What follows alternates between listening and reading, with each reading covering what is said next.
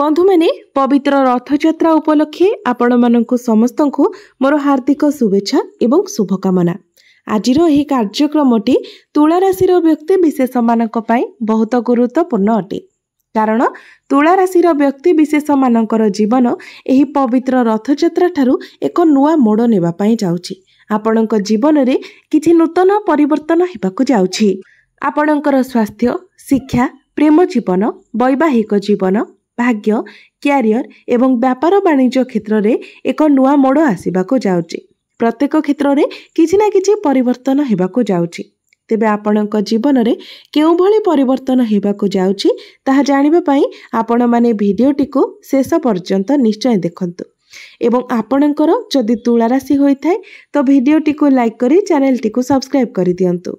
Comment box रे भक्ति एवं श्रद्धार सहित जय श्री जगन्नाथ, जय माँ लक्ष्मी निश्चय लिखंतु। तेबे बंधु माने आसंतु आरंभ करिबा आजिर एही कार्यक्रम को, जहाँ आपणकर जन्म राशि तथा चंद्र राशि उपरे आधारित अटे। तेबे बंधु माने राशि चक्रर 12 गोटी राशि मध्यरु सप्तम राशि हेउछि तुला राशि एवं तुला राशिर राशिधिपति हेउछंती शुक्र। तेबे शुक्र आपणकर अष्टम भावरे विराजमान अछंती।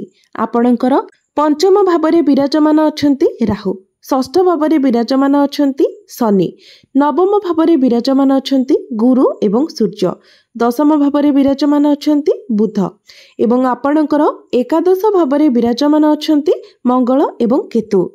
तेबे सर्वप्रथम आसंतु जानि नेबा आपणकर स्वास्थ्य किपरि रहिबो एही रथयात्रा परठारु। तो बंधु माने कुंडलीर प्रथम भावटी होइथाय आपणकर स्वास्थ्यर भाव, इम्यूनिटी सिस्टम रो भाव। आपणक प्रथम भावर अधिपति हेउछंती शुक्र। शुक्र आपणकर अष्टम भावरे विराजमान अछंती। तेबे बंधु माने शुक्र अष्टम भावरे थिले मध्य निजर स्वराशि रे विराजमान अछंती। तो शुक्रंकर स्थिति अष्टम भावरे बहुत भल रहुछि। एहा व्यतीत शनि आपणकर षष्ठ भावरे, बुध आपणकर दशम भावरे विराजमान अछंती। तो इम्यूनिटी सिस्टम आपणकर बहुत भल रहिबो। तेबे शनि आपणकर पंचम भावर अधिपति होई षष्ठ भावरे विराजमान थिबा हेतु एवं पंचम भावरे राहु विराजमान थिबा हेतु आपणकर टिके पेट जनित समस्या देखा देबो। कारण पंचम भावटी होइथाय पेटर भाव। विशेष करी जेतेबेले आपण बाहर को केउ आडे जाउछंती, ट्रैवलिंग रे जाउछंती, सेतेबेले हठात करी आपणकर पेट समस्या देखा दे पारे। तेनु भल हेबो आपण बाहर खाद्य को संपूर्ण भावरे अवॉइड करंतु। जंक फूड, फास्ट फूड एसबु ठारू दूरे रहंतु। जेते पारिबे आपण घर खाद्य खांतु, हेल्दी फूड कंज्यूम करंतु। एबे आसंतु जानिबा आपणकर पाठ पढ़ा किपरि रहिबो एही रथयात्रा परठारु। विद्यार्थी मानक पई किपरि रहिबो एही रथयात्रा परर समय। तेबे बंधु माने कुंडलीर पंचम भावटी होइथाय आपणक शिक्षार भाव। आपणक पंचम भावर अधिपति हेउछंती शनि।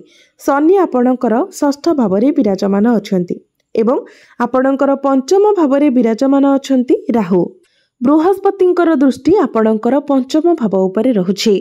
तेबे बंधु माने पंचम भावरे राहु विद्यार्थी को बहुत चतुर एवं चालाक बनाई थांती, मेंटालिटी को बहुत स्ट्रांग बनाई थांती।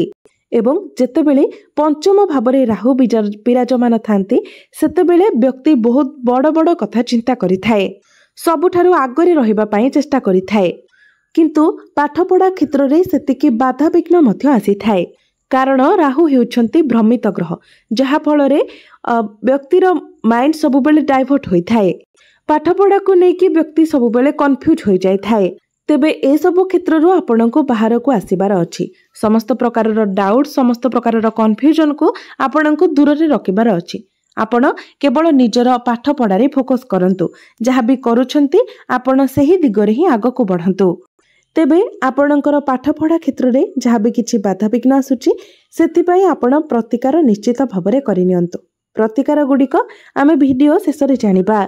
एही रथयात्रा परे जदि आपणकर एग्जाम अछि तो आपण टिके पाठ पढ़ारे अधिक फोकस करिबा पई चेष्टा करंतु, आपणक पई भलो हेबो। एबे आसंतु जानिबा आपणकर प्रेम जीवन किपरि रहिबो एही रथयात्रा परठारु। तेबे बंधु माने कुंडलीर पंचम भावटी आपणकर शिक्षार भाव हेबा सहित पंचम भावटी मध्य होइथाय आपणक प्रेम जीवनर भाव। तेबे आपणक पंचम भावर अधिपति हेउछन्ति शनि। शनि आपणकर षष्ठ भावरे विराजमान अछन्ति।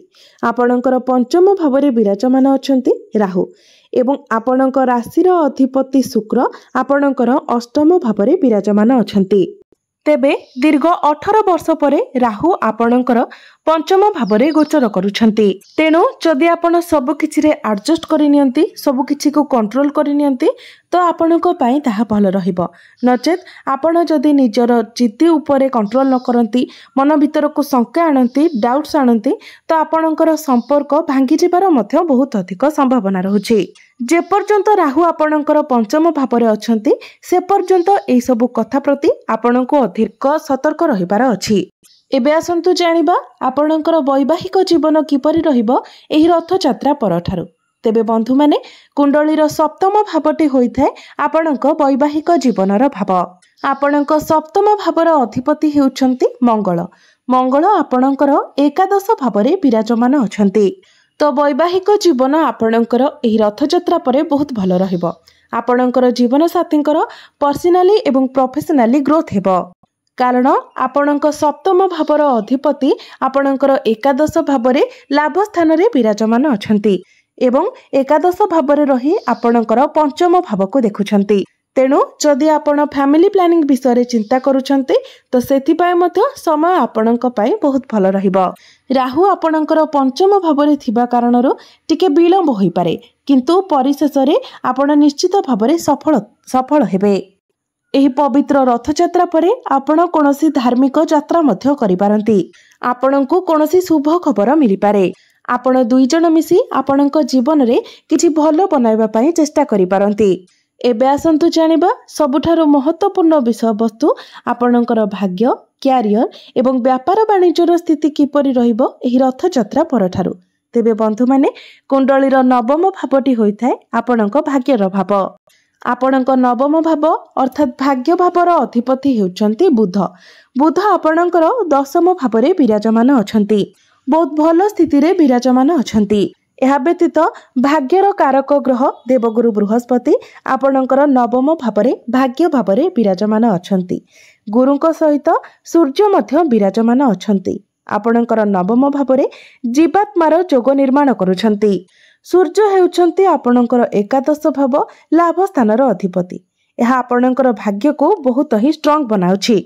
तो निश्चित भावरे रथयात्रा परे आपणकर भाग्य आपणको संपूर्ण रूप रे साथ देबो।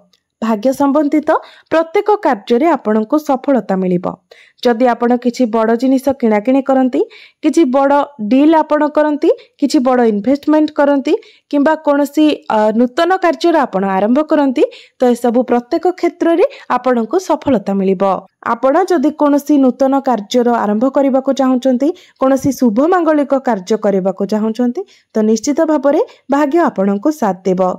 एबे आसंतु जानिबा आपणकर क्यारियर, आपणकर कार्यक्षेत्र किपरि रहिबो एही रथयात्रा परठारु। तेबे बंधु माने कुंडलीर दशम भावटी होइथाय आपणकर क्यारियर भाव, कार्यक्षेत्रर भाव। आपणकर दशम भावर अधिपति हेउछन्ति शनि। शनि आपणकर षष्ठ भावरे विराजमान अछन्ति। आपणकर दशम भावरे अछन्ति बुध, जे कि आपणको स्मार्ट वर्क कराइबे। एहा सहित सूर्य मध्य 16 जुलाई को आपणकर दशम भाव को चली आसिबे, जे हेउछन्ति ग्रह मानकर राजा। जहा फल आपणक मध्यरे कॉन्फिडेंस लेवल बढ़िबो। आपण बहुत कॉन्फिडेंटली निजर काम गुडी को करिवे। आपणक मध्यरे आत्मबल बढ़िबो। तो 16 जुलाई परे आपणक मध्यरे आत्मबल बहुत अधिक रहिबो। आपण बहुत कॉन्फिडेंटली निजर काम गुडी को करिवे। कार्यक्षेत्र रे आपण किछि बड़ अचीवमेंट मिल पारे। क्यारियर रे आपणकर प्रमोशन होई पारे एवं जो मानक निकट रे कोनोसी चाकरी बाकरी नाही एवं आपण चाकरी अन्वेषण रे अछंती तो आपणको चाकरी मिलिबार मध्य बहुत अधिक संभावना रहुछि। तेनु आपण निजर चेष्टा जारी रखंतु। पूर्वरु आपणकर कार्यक्षेत्र रे जहाँ भी किछि समस्या चलीथिला से सब समस्या गुड़िक वर्तमान आपणकर दूर होई जिवो। क्यारियर आपणकर बहुत भल होइबो। आपणकर बॉस एवं आपणकर सीनियर मध्य आपणकर प्रशंसा करिवे। कोनोसी एमएमसी कंपनी रु मध्य आपणको जॉब ऑफर आसी पारे। एबे आसंतु जानिबा आपणकर बिजनेस किपरि रहिबो एही रथयात्रा परठारु। तेबे बंधु माने बिजनेस मध्य आपणकर एही रथयात्रा परे बहुत भल रहिबो कारण शुक्र आपणकर अष्टम भावरे विपरीत राजयोगर निर्माण करुछंती। मंगल आपणकर एकादश भावरे विराजमान अछंती। बुध मध्य केंद्र रे विराजमान अछंती। तो बिजनेस मध्य एही रथयात्रा परठारु आपणकर बहुत भल रहिबो। बिजनेस रे आपण बहुत इंप्रूव करिवे। आपणकर इनकम मध्य बढ़िबो। एबे आसंतु जानिबा किछि उपाय विषय रे जे उपाय गुडिक करिबा द्वारा आपणको अधिक मात्रा रे शुभ फल प्राप्ति हेबो एवं जहा किछि अशुभत्व रहुछि सेही अशुभत्व गुडिक मध्य खंडन होइजिबो। सेथिपाई प्रत्येक दिन आपण शनिंकर बीज मंत्र 108 थर जप करंतु। यह आपणको पई बहुत जरूरी प्रतिकार अटे। प्रत्येक दिन पक्षी माननको आपण किछि दाना एवं पानी दियंतु। ताहा आपणकर शिक्षा एवं प्रेम जीवन पई बहुत जरूरी अटे। यह सहित प्रत्येक दिन आपण शुक्रंकर बीज मंत्र मध्य 108 थर जप करंतु एवं प्रत्येक दिन आपण हनुमान चालीसार पाठ करंतु।